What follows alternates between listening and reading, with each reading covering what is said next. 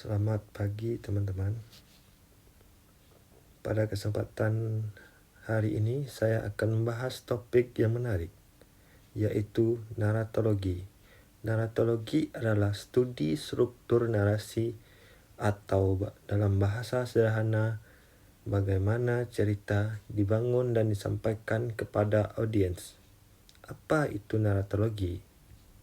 Naratologi berasal dari kata naratif yang berarti cerita dan ologi yang berarti ilmu atau studi. Jadi naratologi adalah ilmu yang mempelajari struktur dan elemen-elemen dalam sebuah narasi. Secara umum, ini adalah cabang kajian yang berkaitan dengan bagaimana cerita disusun, bagaimana alur berfungsi, dan bagaimana karakter peristiwa digambarkan dalam sebuah karya.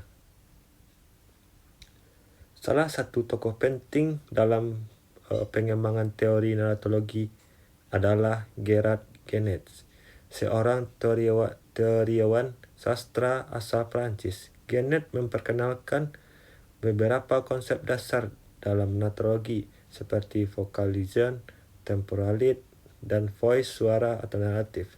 Elemen-elemen dalam naratologi ada beberapa. Elemen yang penting sering dibahas dalam studi naratologi. Yang pertama adalah struktur alur. Alur adalah urutan peristiwa dalam sebuah cerita dan bisa berbentuk linear atau non-linear. Dalam narasi, linear peristiwa-peristiwa diceritakan dari awal hingga akhir secara berurutan. Sedangkan dalam narasi non-linear, peristiwa dapat ditampilkan secara terbalik atau melompat-lompat.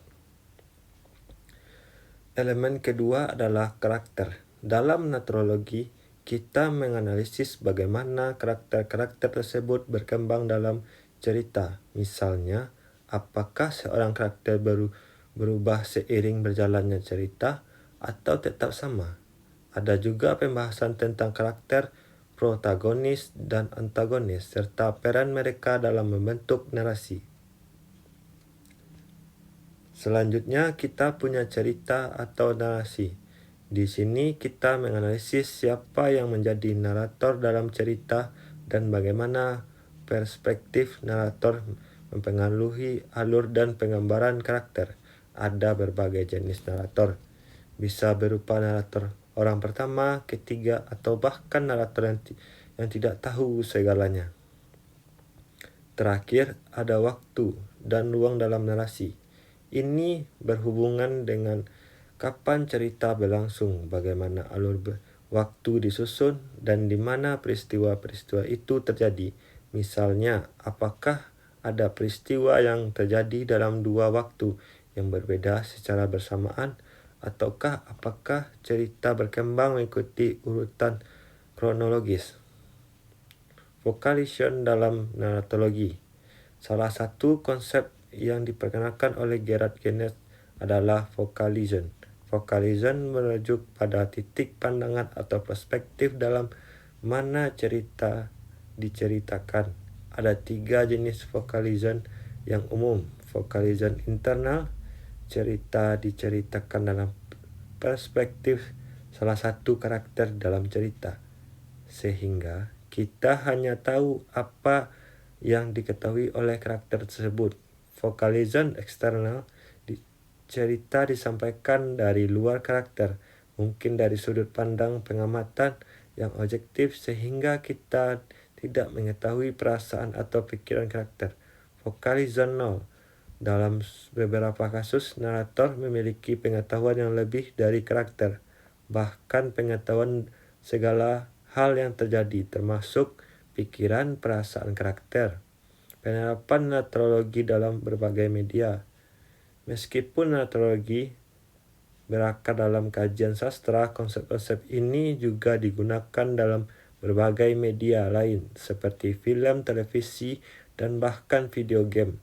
Dalam film misalnya, cerita disampaikan melalui visual, suara, dan editing berperan penting dalam membentuk pengalaman audiens. Di dalam video game, struktur narasi menjadi sangat dinamis karena ada interaksi langsung antara pemain dan cerita. Pemain dapat mempengaruhi jalannya cerita melalui pilihan-pilihan mereka dibuat memberikan pengalaman naratif unik bagi setiap pemain. Kesimpulan.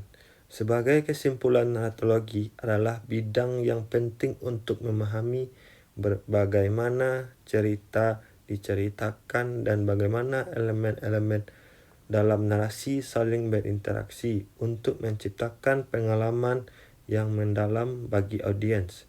Dengan mempelajari narratologi, kita dapat lebih menghargai cara-cara berbeda dalam menyampaikan cerita, baik itu bentuk teks, film, maupun media lainnya.